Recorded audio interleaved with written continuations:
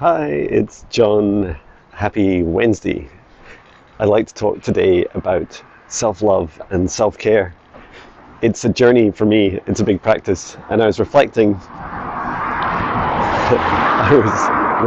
on the 3 months that it's been, or will almost be in a few days, since I left my corporate job and 26-year career in software engineering. And I knew, well, I wasn't like totally sure, but uh, right up just before I left my job, I knew that then I knew self-care was a big thing for me. And it's funny, there was no traffic, and now there's loads of traffic as I'm talking to you. Um, yeah, I wondered about self-care because it's it's just so important that you get it right.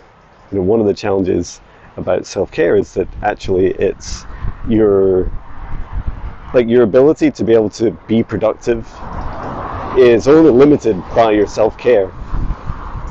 So when you're, in other words, when you're happy and healthy and at your peak happiness and healthiness physically and mentally, then you are at your most productive.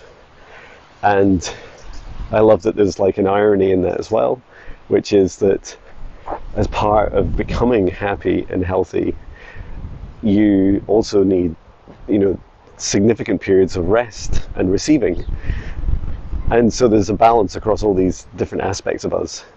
And I feel culturally it's a thing that we're growing into, certainly I'm growing into and learning.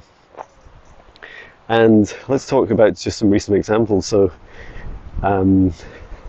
I would say like Sunday night, I was working for a few hours doing training courses, and I really love teaching them. They're such fun, and that's my higher self intermediate training, and I feel like energized after it. But I know that if I'm staying up late, I think I maybe got to sleep around midnight that night, which is quite late for me, and then I get up at 5 a.m. and that wasn't enough. Monday wasn't an amazing day in that respect because I had just tons of like admin stuff to do and website updates to do, and that meant that I was really focusing on a lot of tasks and not getting a lot of, sat at my desk and not getting a lot of movement and stuff. And then yesterday was more of a mix. I had some office work to do, but by about midday, I was thinking, I just need a rest because I knew today was coming up, and today, Wednesday, I have a lot on. It's my busiest day this week, and so I did the right thing as I was listening to my body, and I could have just pushed through it. It's like, take some painkillers. I had a bit of a headache at the time. Take some painkillers and then drink more coffee and just keep going and push through it. Like, that was the wrong thing to do. Instead, I went through to my bedroom, still had all my clothes on, and I just lay down and slept for almost 2 hours. And it was really nice. Like, just before I did it, I gave myself time in my calendar, and I said, look, John, like, even if you sleep for 2 hours, you're going to wake up and you're going to feel good about it. You're going to celebrate the fact that I'd spent that time looking after myself, catching up with sleep, resting. And it's funny because when I woke up, my body just felt so much better. I felt a lot more energized. I still had a little bit of a migraine, but I was much, much better. And then shortly after that, I went into a 2-hour live stream on YouTube. So I'd do that from next week. It'll be every Monday and Thursday.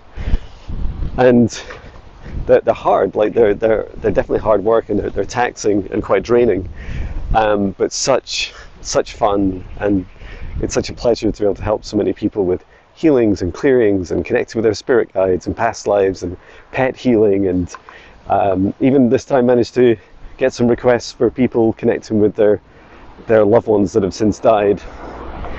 And after the 2 hours, I think I got through 17 people, and I felt a bit drained. But there was this other self-care thing I'm learning, which is, sometimes Sometimes what I need is like sitting on the sofa and watching TV. Like my wife was watching Below Deck, which is a really fun reality TV show, and I then just thought I don't really want to sit here kind of doing nothing, but I don't want to be on my phone.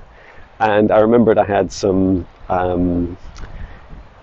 It's one of my geeky hobbies is camper van electrics, and I had some wiring that I could do, and it allows a power bank to be used at its full capacity for mains electricity, for like boiling kettles and stuff like that, and cooking, but without it draining the battery that is fed by solar.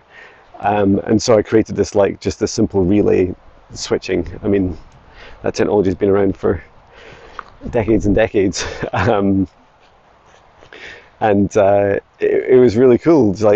I felt there was something very therapeutic about doing the work. I think I had like 6 connectors to do repetitively. I quite enjoyed that repetitiveness, and I was watching TV at the same time. And I also I didn't have like a completion mentality when I was doing the work. I think it actually took about 2 hours. And I just kind of got lost in the moment. It was lovely. And towards the end, it was just 9 o'clock, which is, you know, a good time for me to go to bed. And I thought I'll just test it just to see if it works. And if it doesn't, I'll just leave it for another day. It doesn't need done today. It's fine. It was more just about the experience. And then so I just tested it, and it worked. And it's like, wow, that's so cool. So that just needs wired up in our camper van. But I felt really good, and then I went to bed. I was asleep quite quickly. Usually I get to sleep within about 30 minutes. And and then I just woke up this morning feeling great. I felt so much better. I was like, wow, I feel much more energized. And so there's a couple of, you know, tips if you're interested for self-care. You know, take rest and naps when you need to. Find, you know, different ways of resting that energize you. And it doesn't just need to be sat on a sofa doing nothing. Sometimes that can feel quite, still and restrictive. And sometimes it's a time when you feel filled with doubt. You know, or anxiety, and so, you know, find ways that, you know, encourage and promote your self-care and self-love. I also enjoy.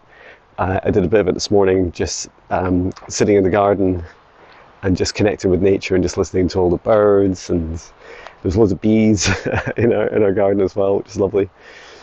And then finally, the other thing I do. So today. Although my calendar says, like, if you looked at my day end to end and you didn't read the tasks, it would go from something like, Patch is like pulling away. It would go from something like 9, I have like a podcast shortly, and then it finishes the day with a training which could go on for a couple of hours. But just making sure that you schedule in breaks, because I think I've got some like 3 hours of breaks within that, so excited for that. So yeah, that's another way of doing it, is just making sure that you have lots of breaks. And I think it's really funny when I put them in my calendar. There's this part of me, you know. So after I do a podcast, and then I head over to a client in a nearby town. We're doing some outside meditation. After that, what's really cool is I'm going to do this just a break for, I think, like 2 hours or 2.5 hours. And what's really important about that is just taking time for myself and to feel into, you know, having that space and not overcommitting myself today, because I know I'm working to, you know, 9:30 or 10 at night with my training, and so making sure I'm balancing out the day. And then also tomorrow I'm making sure I've got plenty of rest, and I've factored in rest as well. So here's some tips. I hope it helps. Sending my love.